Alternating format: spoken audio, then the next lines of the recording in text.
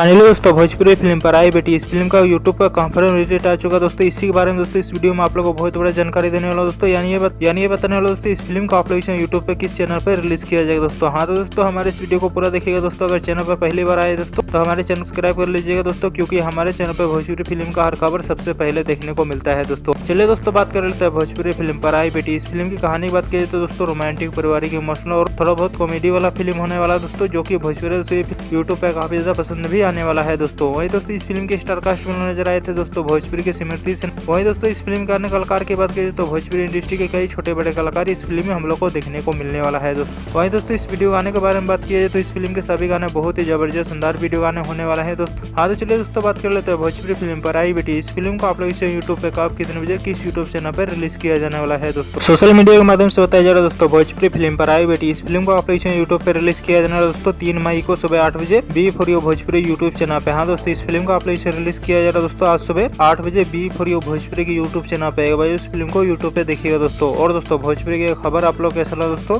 नीचे कमेंट में अपना राय जरूर बताए दोस्तों। इसी तरह वीडियो देखने के लिए दोस्तों हमारे इस वीडियो को लाइक करें, चैनल को सब्सक्राइब करें, शेयर करें। मिलते हैं अगले वीडियो दोस्तों। वीडियो को पूरा देखने के लिए आप लोग को बहुत बहुत धन्यवाद दोस्तों।